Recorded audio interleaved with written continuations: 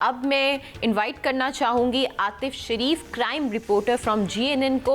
अस्सलाम वालेकुम आतिफ साहब, कैसे हैं आप? ठीक है। अच्छा, मुझे ये बताएं कि ये जो कराची रज़ा मीर केस है वो इतना कॉम्प्लिकेटेड क्यों होता जा रहा है? हर बार हमें एक डिफरेंट एंगल देखने को मिलता है। इस पे हमारी ऑडियंस को आप ज़रा अपडेट करें और साथ ही साथ लेटेस्ट जो इन्वेस्टिगेशन है उसके हवाले से भी हमें बताएं प्लीज़। देखिए, मीर रजा कत्ल केस जो है ये कॉम्प्लिकेटेड जो है वो इस वजह से हुआ है कि जब ये इस केस का आगाज हुआ, यानी कि जब मीर रजा की डेड बॉडी मिली तो पुलिस की जानिब से भी और कहीं ना कहीं हमें डॉक्टर्स की जानिब से भी जो है वो कोताहियां देखने को मिली, जो बड़ी वजह बनी इस केस को मजीद कॉम्प्लिकेट बनाने में। जिस वक्त मीर रजा की लाश उस जगह से मिली जहां पर ये नर्सरी है एक, और एक पहाड़ी का कॉर्नर है जहां से मीर रजा की लाश मिली है। उस मकाम से जब बॉडी मिली पुलिस को, और पुलिस ने जो है वो बगैर जो क्राइम सीन यूनिट होता है उसको इन्फॉर्म किए जो है उस बॉडी को वहां से क्राइम सीन यूनिट से क्राइम स्पॉट जो था उससे जो है वो अस्पताल मुंतकिल कर दिया। तो ये भी एक कोताही थी क्योंकि क्राइम सीन यूनिट का वहां पहुंचना था और शवाहिद जमा होने थे, देन जो है वो बॉडी को जो है वो हॉस्पिटल शिफ्ट किया जाना था। फिर जब इस बॉडी का एमएलओ हुआ तो डॉक्टर की जानिब से जो है वो कोताहियां देखने को मिली, जिसकी निशानदही जो है बाद में पुलिस सर्जन डॉक्टर सुमैया की जानिब से जो है वो की गई। तो कहीं ना कहीं गलतियां जो है वो हमें नजर आई जो इस केस को जो है मजीद कॉम्प्लिकेट बनाती गई। इसी तरह इनके वालिद हैं मीर रजा के, जो वालिद हैं मीर हुसैन, उनकी जानिब से एक गेस्ट हाउस की निशानदही की गई कि इस गेस्ट हाउस के अंदर शायद मीर रजा को रखा गया हो। बाद में जो है वो उस गेस्ट हाउस को भी सील कर दिया गया। भाई आप ठीक फरमा रहे हैं, हम आपके साथ मुत्फिक हैं, लेकिन सवाल ये है कि इसमें बहुत बड़े बड़े नाम आ रहे हैं। कोई पता चला है कि अब तक कौन बड़े से नाम है?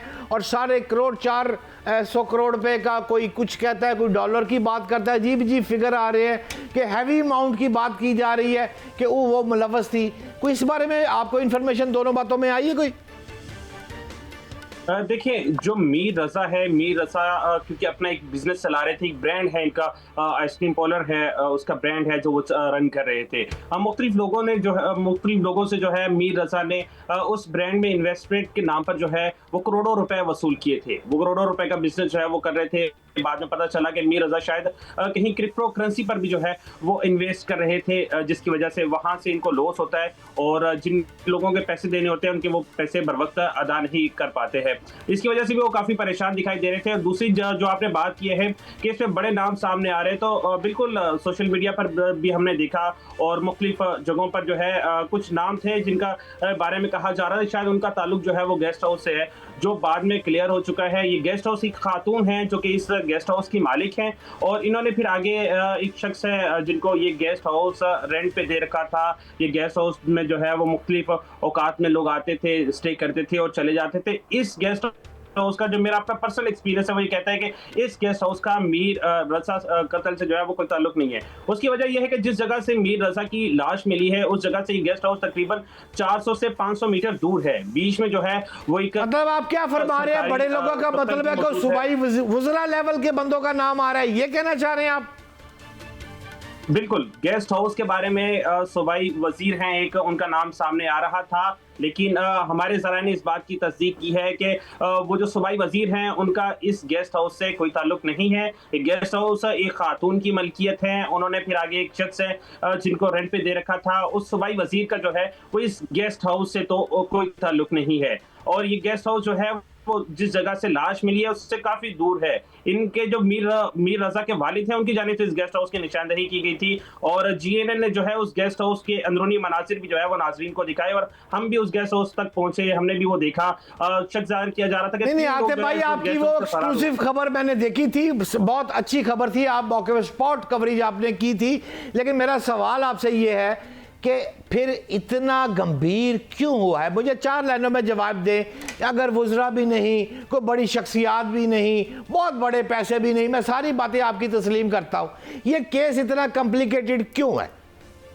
देखें, ये केस कॉम्प्लिकेटेड इस वजह से हुआ है क्योंकि इसमें बड़ी कोताहियां की गई हैं, बड़ी गलतियां थी इस केस के अंदर। जब इस केस का आगाज हुआ था तो इस केस को नजरअंदाज किया गया। 3 रुकनी एक टीम बनाई गई थी इस केस की इनिशियली इन्वेस्टिगेशन के लिए, जिसमें 2 एसएसपी साहिबान थे और एक एसपी साहब थे। एसपी साहब तो ताहाल जो है वो कराची में मौजूद ही नहीं है। इस लाश मिलने से लेके अब तक जो है जिस एसपी इन्वेस्टिगेशन को टीम में शामिल किया गया था, वो एसपी इन्वेस्टिगेशन की ड्यूटी जो है वो आजाद कश्मीर इलेक्शन में लगाई हुई थी। 2 एसएसपी साहिबान को जो है वो दीगर जो थे जिनको टीम में शामिल किया गया था, जिनमें एक SSP SI special investigation unit के हैं और एक एसएसपी ईस्ट है जिनको शामिल तफ्तीश जो है कमेटी में शामिल किया गया था। और माजरत के साथ उनकी जानिब से जो है वो कोताहियां बरती गई। और जब ये तमाम तर चीज़ें क्लियर हुई और डॉक्टर सुमैया ने जिस तरह का निशानदही की गलतियों की, तो जिसके बाद कमेटी बदलनी पड़ी। और वो कहते हैं कमज़ोर गर्दन हमेशा हाथ में आती है। तो एक एसएचओ साहिब हैं जो कि जहाँ से लाश मिली गुलिस्तान जौहर के एसएचओ हैं, जिन्हें मुअत्तल कर दिया गया, ओहदे में तनस्सुब कर दी गई। अब तक मुमकिन तौर पर कौन मुल्ज़िम है?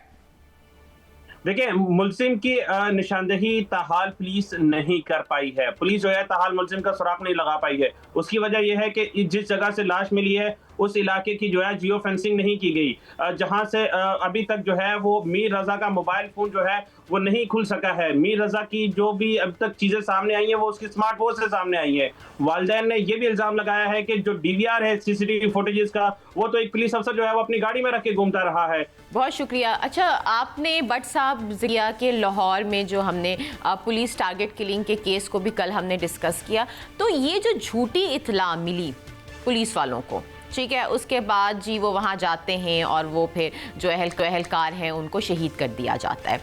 मगर इसके पीछे सिर्फ ये फैज़ान भट्ट, रेहान भट्ट और उनके वालिद का एंगल नहीं है, कोई मास्टरमाइंड तो कोई और है।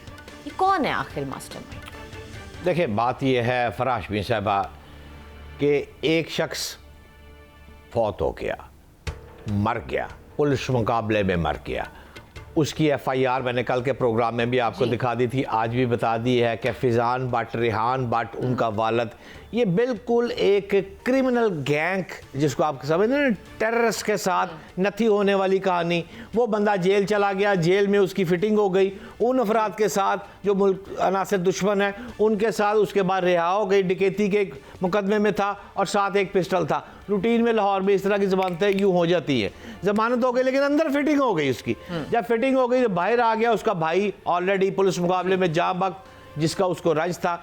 उस बिना पर उसने सब इंस्पेक्टर और एएसआई को मारा, फिर नवाकोट गया, शेखुपुरा गया, शेखुपुरा जाकर बाप, बेटा और तीसरा बंदा भी वो कत्ल हो गए, वो पुलिस के हाथों मारे गए क्योंकि क्रॉस फायरिंग कर रहे थे, पुलिस के ऊपर फायरिंग कर रहे, 2 पहले मार चुके हैं और मजीद पुलिस वालों को मारना चाहते थे, लिहाजा वो फारग हो गए। मैं आपको ये बताना चाहता हूँ इसका फॉलोअप क्या है। फॉलोअप ये है कि इस वक्त पुलिस ने जो मोबाइल हासिल किया है ना फरा, वो मोबाइल बड़ा खतरनाक है। अच्छा, उसमें बहुत बड़े बड़े अफराद के मोबाइल नंबर हैं। अच्छा, और उन बड़े अफराद कौन कौन हैं? फरा, उसमें टेलीफोन पर बातें हुई हैं, उसमें कुछ पुलिस अफसर भी हैं।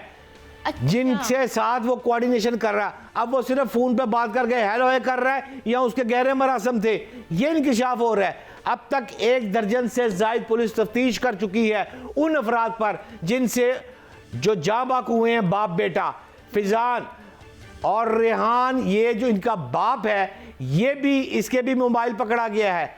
अब उन अफराद से पूछगिछ हो रही है। और दूसरी बात है, एक और भी आपको बता दूं, जो टारगेट किलर फयाज की बेटी है उसको भी पूछगिछ के लिए बुला लिया है। महानूर एक खातून का नाम आ रहा है, ये कौन है जरा प्लीज बताएं और उसका क्या ताल्लुक है?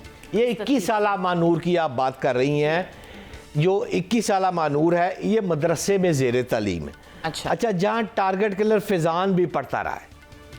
अच्छा, ठीक है, ठीक हो गया। इसके जेल में भी मरासम है और मदरसे में भी मरासम है। 21 साला मानूर से भी मरासम है। फैज़ान वहाँ मदरसे में भी पढ़ता रहा, बच्ची भी पढ़ती रही है। अब टारगेट किलर फयाज के 2 बेटे और 1 बेटी है, ये याद पहले क्लियर कर लेना। ठीक है, एक पहले पुलिस मुकाबले में मर गया है, दूसरा भाई भी उसका मर गया, बाप भी मर गया हुआ है। जो टारगेट किलर फयाज भट्ट है उसके 2 बेटे और 1 बेटी हो गई। ठीक हो गया। अब जो मानूर के मोबाइल की आप बात पूछ रही हैं, 21 साला मानूर के, उसके मोबाइल फोन और सोशल मीडिया अकाउंट्स का भी फ्रांजिक करवाया जा रहा है। और उसकी क्या वजह हो सकती है? उसकी वजह यह है कि मुलजम रेहान ने किस किस को फ़ोन किए हैं, ये सारी बातें बाहर पुलिस के पास आ गई हैं। और इन बातों से अब आपने सिर्फ ये नहीं है, पंजाब पुलिस पर मैं बहुत तनकीद करता हूँ, लेकिन कुछ बातें पंजाब पुलिस की अच्छी है। पंजाब पुलिस ये नहीं करती कि पुलिस मुकाबला हो गया, सीसीडी ने मार दिया, दोनों बाप बेटा मर गए, कहानी खत्म। नो, वो एंड तक जा रहे हैं।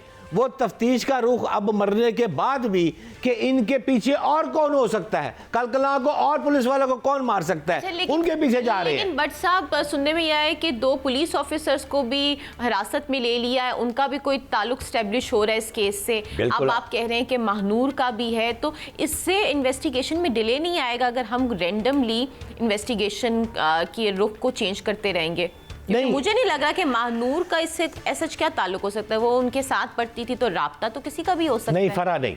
तफ्तीश का जो असूल हमने अपने उस्तादों से सीखा है वो ये है कि तफ्तीश का मतलब ही ये है कि मुल्ज़म के जिन जिन से रवाबत थे उन सब को फ्रांसिक होगा ना भाई। बात ये है, ये जियो टैगिंग की बात हो रही है। जियो टैगिंग का मतलब ये लेटेस्ट चीज़ जो है, इसका मतलब ही ये है कि जियो टैगिंग में वो इश्खास, मर्द व ख़वातीन जो भी है, पुलिस वाला है। अब सोशल मीडिया पर अगर 2 तस्वीरें आ गई जिनकी आप बात कर रही हैं पुलिस वालों की, तो वो उसके साथ बाजू पे बाजू हाथ रख के बैठा हुआ है। क्यों? पुप्पी का पुत्र है उसका वो पुलिस वाला, मे भी फिर वो भी उसका मुखबर हो सकता है। लिहाजा उस पर तफ्तीश दोनों पुलिस अफसरान पर हो रही है, उन पे भी जिनकी तस्वीर सामने आई हैं। अच्छा, ये जो तीसरे मुल्जिम तारिक की आपने जिक्र किया, अब उस केस में क्या डेवलपमेंट हुई है, उससे किस तरह की अभी तक खबरें मिली हैं? कुछ नहीं फरा, आप सारी बातें तो ना पूछा करें ना, आप मेरे सोर्स को ख़राब करने की अक्सर प्रोग्राम में कोशिश करती है। मैंने आपको कहा कि जनाब 2 प्यो पुत्र मर गए शेखुपुरा में, अब आप तीसरी पे चले गई हैं। तीसरा जो बंदा है वो भाग गया है या पुलिस वाले के पास है, इतनी जल्दी तो नहीं ना बताता। शो का टाइम खत्म होने वाला है, लेकिन इसके बारे में आप हमें जरूर बताएं कि क्या इंफॉर्मेशन अभी तक मिल चुकी है तारिक से। देखिए, फिर ऑफ द रिकॉर्ड तो वो जो तीसरा बंदा है वो पुलिस की तफ्तीश में है। अच्छा भाई, वो जो तीसरा बंदा है, प्यो भी मर गया पुत्र भी मर गया, ठीक है, शेखुपुरा खत्म हो गया। जो तीसरा बंदा है वो तीसरा बंदा गया भाग, पुलिस का कहना है। और दूसरा बंदा जो है वो ये कहता है कि पुलिस के ज़ेर हिरासत है, प्राइवेट होम में है, तफ्तीश हो रही है, और उससे वहाँ तक जहाँ से सिलसिला शुरू हुआ था वहाँ तक तफ्तीश हो रही है। भाईजान,